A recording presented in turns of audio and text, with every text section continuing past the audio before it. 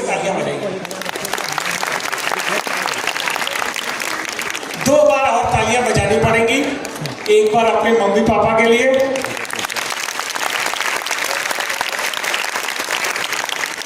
और एक बार अपने टीचर्स के लिए। थैंक यू धन्यवाद। आज ये जो सफलता हम सबको मिली है, बच्चों को मिली है मार्क्स के रूप में, जो आपके पूरे समय पे, पूरे जीवन काल में आपके 10th और 12th के मार्क्स देखे जाते हैं, उसके लिए जो सफलता आपको मिली है उसमें सबसे बड़ा रोल आपके मम्मी पापा और टीचर्स का है। कितने लोग इस बात को मानते हैं वो हाथ उठाए। उन्हें ऐसा लगता है कि उनके मम्मी पापा और टीचर्स भी उनकी सफलता में शामिल हैं। कितने लोग आप में से मोबाइल यूज करते हैं? और कितने लोगों का स्क्रीन टाइम 1 घंटे से ऊपर है? और कितने लोगों का 2 घंटे से ऊपर है स्क्रीन टाइम? 10 घंटा 24 घंटे 24 घंटे चलता है। और कितने लोगों का 3 घंटे से ऊपर है स्क्रीन टाइम?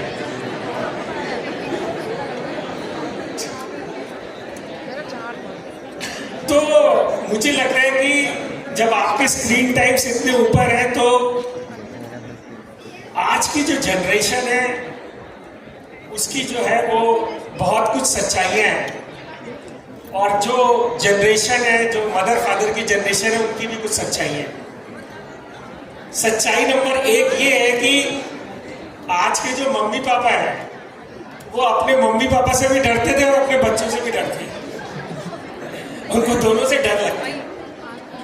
और आज के बच्चों की सबसे अच्छी बात यह है कि उनके पास सारी इंफॉर्मेशन है।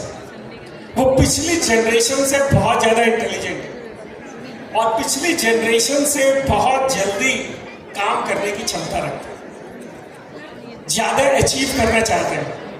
उनको ग्लोबल पर्सपेक्टिव्स का पूरा पता है। लेकिन सबसे ज्यादा परेशानी जो मैं अपने यंग बच्चों के साथ देख रहा हूं वो 2 चीजों की है। एक, बहुत जल्दी परेशान हो जाते हैं फेलियर से। जरा सा कम मार्क्स आए, फेल हुआ, परेशान हुए, डिप्रेस हुआ। और दूसरा, उनका जो स्पैन ऑफ टाइम है सीट पे बैठने का, लोगों को सुनने का और दूसरे की बात समझने का, वो थोड़ा सा कम हो गया। और मुझे लगता है कि ये दोनों चीजें हमें यंग जनरेशन में बढ़ाने की जरूरत है। उसके लिए सबसे बड़ी जो जरूरत है वो है मदर फादर और टीचर्स की स्कूल में, कि वो ऐसे ताल में बच्चों को रखे कि उनका जो है वो स्क्रीन टाइम थोड़ा कम हो जाए और ग्राउंड टाइम और प्ले टाइम विदाउट मोबाइल थोड़ा ज्यादा इंपॉर्टेंट चीज है। और ये इंपॉर्टेंट चीज इसलिए है क्योंकि स्क्रीन टाइम के साथ साथ आपको कई इंफॉर्मेशन ऐसे मिलते हैं जो आप उस समय एसिमुलेट नहीं कर पाते। अभी मैं जब यहाँ इस प्रोग्राम में आया तो मैं एक इंफॉर्मेशन पढ़ रहा था, और ये स्कूल ऑफ बर्कले का कंप्यूटर साइंस का है। स्कूल ऑफ बर्कले के कंप्यूटर साइंस वर्ल्ड में बेस्ट स्कूल है, और उसने ये दिखाया कि पिछले 3 साल में जो लड़के बीटेक कर रहे हैं कंप्यूटर साइंस से, उनमें से बहुत से फेल हो गए। और फेल इसलिए हुए कि उनमें से ज्यादातर लोग अपने असाइनमेंट आर्टिफिशियल इंटेलिजेंस से बना रहे थे, नए लैंग्वेज लर्निंग मॉडल से बना रहे थे। तो उनकी जो बेसिक क्रिएटिविटी है तो उन्होंने बना तो दिया, जैसे कि हम लोग बहुत सारे असाइनमेंट्स बना तो दे रहे हैं, लेकिन उस असाइनमेंट के बारे में हमें पता नहीं है क्योंकि हमने उसको एआई टूल से बनाया। तो हमारी जो बेसिक गॉड इंटेलिजेंस है या ओरिजिनल इंटेलिजेंस है जो भगवान ने हमें दी है, वो बहुत इंपॉर्टेंट है और उसका हमने यूज कम से कम किया। हम ज्यादातर मोबाइल और टेक्नोलॉजीज पे निर्भर हो। मैं नहीं मानता कि टेक्नोलॉजीज पे निर्भर होना कोई कठिन बात है या बुरी बात है, लेकिन मैं चाहता हूं कि जिसने ये टेक्नोलॉजी बनाई है, जो ओरिजिनल माइंड है, उसको भी नया क्रिएशन में बहुत जरूरी है, और उसके लिए कुछ फिजिकल एक्सरसाइजेस बहुत जरूरी है। मेंटल एक्सरसाइजेस बहुत जरूरी है। और मेरा तो स्कूल और परिवार से हमेशा ये कहना है, पेरेंट्स से, कि आपका बच्चा बोर्ड में टॉप करे अच्छी बात है, आपका बच्चा जेई में टॉप करे अच्छी बात है, आपका बच्चा नीट में टॉप करे अच्छी बात है, ऐसा बनाना चाहिए और ऐसा होना भी चाहिए। लेकिन आपका बच्चा फेलियर को एक्सेप्ट कर सके, आपका बच्चा किसी खराब समय में अगर उसे फेलियर आ गया या वो असफल हो गया, उसको वो एक्सेप्ट कर सकता है, तो वो उससे भी महान चीज होती है। आपने देखा होगा कि बहुत सारे लोग हैं, आपने कितने लोगों ने 9/11 जो यूएस की घटना है उसके बारे में जानते हैं? 9/11 जानते हैं? कितने लोग टेररिज्म के बारे में जानते हैं? तो एक लड़का है जो बीटेक करता है, एक लड़का है जो इंजीनियरिंग में मास्टर्स करता है, एक लड़का जो क्लास में सबसे ज्यादा अच्छा पढ़ना होता है, एक लड़का अच्छी मल्टीनेशनल में जॉब करता है, एक लड़का उसमें से टेररिस्ट बन जाता है और एक लड़का उसमें से समाज सेवी बन जाता है। आपको पता है ऐसा क्यों होता है? ये तीन चीजें क्यों होती हैं? क्योंकि पढ़ाई तो वही है, डिग्रीज वही है। कोई इंफोसिस में जाना चाहता है, कोई ISIS में चला जाता है। ऐसा क्यों होता है? ऐसा इसलिए होता है कि जब उसकी शिक्षा हो रही होती है तो शिक्षा के साथ physics, chemistry, math, zoology, botany, social studies, social science, इन पढ़ने के साथ साथ उसको इन्वायरमेंट से, माता पिता से, स्कूल से और आजकल मोबाइल से बहुत सारे उसके मन में संस्कार बनते रहते हैं और उन संस्कारों से वो डिसाइड करता है कि उसको अपनी लाइफ कहां ले जाए। आपको पता है, गांधी भी आदमी बना, कबीर भी आदमी बना और हिटलर भी आदमी ही बना। जो टेररिस्ट है वो भी आदमी बना। एक व्यक्ति वो है जो लाखों लोगों को जिंदगी देने का काम करता है पूरे जीवन में, इवन आदमियों को नहीं, पशु पक्षियों को। और एक आदमी होता है जो लाखों लोगों को मारने का काम करता है। इसका रीजन क्या है? इसका रीजन ये है कि जो उसके संस्कार होते हैं, जो उसके गुरु होते हैं, जो उसके टीचर्स होते हैं, जो उसका समाज होता है, वो उसके ऊपर इम्पैक्ट डालते रहते हैं। कभी कभी ऐसा लगता है कि पूरा समाज मिलकर उसका शोषण कर रहा है, तो उसको लगता है नहीं, मैं इसको रिटेलिएट करूंगा, मैं इससे बदला लूंगा।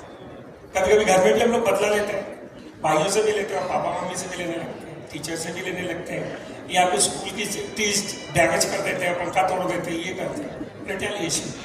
और कभी कभी हमें लगता है कि वही बच्चा है, वो बिना मम्मी पापा से पूछ के भी गरीबों को खाना खिला रहा है, उनकी सेवा कर रहा है, मदद कर रहा है, वो जिनको जानता नहीं उसकी भी मदद कर रहा है। ये जो संस्कार है, और इसीलिए जो हमारी भारतीय सभ्यता है, जो हमारी इंडियन एजुकेशन है, वैसे तो मैं कहूँगा भारत की एजुकेशन, तो उसमें शिक्षा के साथ दीक्षा की बात कही गई है। ऐसा नहीं कि आपको केवल एजुकेशन मिल गई, आपको सर्टिफिकेट मिल गई तो आप समाज के लायक बन गए, नहीं। उन्होंने बोला हम दीक्षा देंगे। दीक्षा वो होती है जो समाज के लिए आवश्यक है, वो ग्रेजुएशन सेरेमनी या डिग्री सर्टिफिकेट्स नहीं होती। वो दीक्षा होती है कि आप समाज में जाकर कैसे करें। जैसे अभी आपने देखा होगा कि रेमंड्स वाले के मम्मी पापा मर गए, पर वो एक बड़े गरीबी में मरे, जबकि रेमंड्स के पास हजारों करोड़ थे। तो हमारे समाज में ऐसा मानना है कि जो व्यक्ति कैपेबल हो गया या जो व्यक्ति ज्यादा भी नहीं कमाता है, अगर वो अपने माँ बाप की सेवा करता है तो समाज में बोलते हैं कि भाई अच्छा बच्चा है। पर अगर कोई बड़ा से बड़ा व्यक्ति है और वो अपने माँ बाप को नहीं दे रहा, उसके mother father old age home में है, उनको दवाई नहीं मिल रही है, तो लोग सोचते हैं कि नहीं भाई, ये समाज में अच्छा व्यक्ति नहीं है। क्यों? उसके पास तो पैसा है, उसके पास गाड़ियां भी है, उसके पास लग्जरी चीजें भी हैं, लेकिन समाज की दृष्टि से वो उपयोगी नहीं हो। समाज को आगे बढ़ाने का वो अपनी यंग जनरेशन को कोई ऐसी चीज नहीं देके जा रहा है, वो ऐसे संस्कार देके जा रहा है जहां पे युवाओं के मन में होगा कि आप अपने माँ बाप के सेवा के बिना भी आगे बढ़ सकते हैं, चल सकते हैं। कई ऐसे लोग होते हैं जो केवल अपने लिए पैसा करते हैं। आपको याद होगा कि जो नेपाल में भी क्रांति हुई, जिसको हम लोग बोलते हैं कि पहली जेन जी की या इंटरनेट की क्रांति है या पहली सोशल मीडिया की क्रांति है, उसमें भी ऐसा हुआ। उन लोगों ने दिखाया कि भाई कुछ लोग हैं समाज के जिनके पास बॉस की टी शर्ट है, लुई विटॉन के पर्स है या बड़ी चीजें, और बाकी लोगों के पास कुछ नहीं। तो इसीलिए हमारे समाज ने बोला कि जब भी आपके पास कुछ हो आप इसको कमाओ। ये केवल भारत का समाज है ऐसा जिसने ऐसी बात हजारों वर्षों से लोगों के मन में डाली है कि आपके पास पैसे हैं तो आप भंडारा करिए। अभी हनुमान जी के गए हैं, आपने देखा होगा हजारों जगह भंडारे हो रहे। अगर आपके पास और पैसे हैं तो आप लंगर खिलाइए। वहां से पैसे हैं तो आप कुछ जो है वो अच्छे कामों में डालें। तो मुझे लगता है कि जितना अच्छा और जरूरी हम सबको नंबर लाना है, उतना ही जरूरी हमें समाज में अच्छा बनना है। वर्ष बाद किन लोगों को लोग पूछते हैं? नहीं तो लोग मर जाते हैं, उनको पूछता ही नहीं है। कबीर को, नानक को, तुलसी को, ऐसे लोगों को जिनके पास उस समय कुछ नहीं था, उन्होंने जो था वो भी अपना दे दिया लोगों को। ऐसे लोगों की जो मज़ारें हैं, जो उनकी समाधियां हैं, उन पे आज भी हजारों की संख्या में लोग जाकर फूल चढ़ाते हैं। पर ऐसे लोग जो अरबपति हैं, मैं अगर आपसे पूछूं कि कल रात को 10 अरबपति कौन से मर गए, मरे ही होंगे, आपको पता नहीं है, क्योंकि उनका कोई ऐसा कॉन्ट्रीब्यूशन नहीं है समाज में जो चेंज हुआ। लेकिन अगर कोई बड़ा व्यक्ति मरता है जिसने समाज के बहुत काम किए हैं, तो लोग उसको हमेशा याद रखते हैं। तो जीवन में मार्क्स लाना जरूरी है, पैसा कमाना भी जरूरी है, लेकिन अच्छा इंसान बनना सबसे ज्यादा जरूरी है। इस बात से कितने लोग सहमत हैं कि सबसे ज्यादा जरूरी क्या है? अच्छा इंसान बनना सबसे ज्यादा जरूरी। ये कोरोना में हम सब लोग थे, आप लोग भी थे। कितने लोगों की सेवा की? सब लोगों ने की, हम सब लोगों ने की। किसी ने टेलीफोन से की, किसी ने ऑक्सीजन से की। और उस समय सबको लगा कि हम सब एक हैं। जब भी कोई प्रॉब्लम ऐसी आई तो कोरोना में किसी ने बड़ा छोटा नहीं छोड़ा। शायद किसी ने धर्म पूछ के ऑक्सीजन कंसंट्रेटर भी दूसरे को नहीं दिया। शायद किसी ने धर्म पूछ के किसी को खाना या जाति पूछ के भी नहीं दिया। उस समय सबसे बड़ी चीज थी कि लोगों का जीवन बचाना। और ईश्वर ने जो सबसे बड़ी चीज इस संसार में दी है वो मनुष्य। कल मैं उनको सुनना था, पीर बुल्ले शाह को जो बड़े थे, उन्होंने बोला कि भाई आप माला फेरो ना फेरो, पूजा करो ना करो, लेकिन जिनको सबको ईश्वर ने जो इंसानों को बनाया है उनको देख के जो खुश नहीं होता उसका जीवन व्यर्थ है। तो मुझे लगता है कि आज अमर उजाला ने बहुत अच्छा कार्यक्रम किया है। अमर उजाला एक बड़ा परिवार है जो संस्कार के साथ शिक्षा पे लंबा काम करते हैं।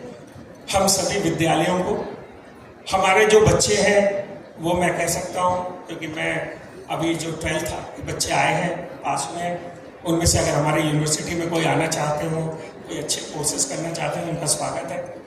और वो मुझसे भी मिल सकते हैं, पूरी यूनिवर्सिटी देख सकते हैं। हमारे बच्चे AI टेक्नोलॉजीज में आगे बढ़ रहे हैं। हम इस विश्व के सबसे यंग लोग हैं और यंग लोगों के साथ ये देश सबसे ज़्यादा संस्कार को मानने वाला और सबसे ज़्यादा एथिकल देशों में है, क्योंकि हमारी जो परंपराएं हैं, जो हमारे पूर्वजों ने हमें दी है, उसके हर एक्शन में, हर जगह कोई ना कोई संस्कार, कोई ना कोई पूजा, कोई न कोई मानवता के लिए संदेश है। तो मुझे लगता है कि आज के जो हमारे पेरेंट्स हैं, आज के जो हमारे स्टूडेंट्स हैं, वो एक अच्छे और नए एनवायरनमेंट में रह रहे हैं, पर उन्हें भी आगे बढ़ने के लिए जो हमारी विरासत है और जो हमारा विकास है, उन दोनों में जोड़ के रखना चाहिए। और ये हमेशा याद रखना चाहिए कि गांधी जी ने जो हम लोगों को एक, हमारे जो गांधी जी के बारे में सबने सुना है, जो हमारे राष्ट्रपिता है गांधी जी ने, आप सब लोग गूगल करिएगा और देखिएगा कि गांधी जी ने अपने जीवन के अंतिम समय पे सभी को एक ताबीज दी है। वो ताबीज मैं आपको बताना चाहता हूँ और उसके बाद मैं अपनी बात समाप्त करूंगा। गांधी जी ने ताबीज देते हुए एक बात कही है, उसको लिखते हैं गांधीज तैलिस्मान या गांधी जी का जंतर। गांधी जी ने बोला कि जब भी आपको लगे कि आपका अहंकार ऊपर हो रहा है, जब भी आपको लगे कि आप अपने अहंकार से लड़ रहे हैं या आपको कोई दुविधा है, अगर आपको ये लग रहा है कि आप कोई चीज डिसाइड नहीं कर पा रहे हैं, तो आप अपने दिल में, अपने मन में समाज के ऐसे व्यक्ति को याद करिए जिसके पास कुछ नहीं है, जो आप जानते हैं, मतलब मैं किसी और को जानता हूँ, आप लोगों में से किसी और को जानता हूँ, कोई आपके यहाँ काम करने वाली है, कोई आपका भाई रिक्शा चलाने वाला है, कोई आपको स्कूल को ले जाने वाला है, कोई आपका फ्रेंड है जिसको कुछ मिल नहीं रहा है।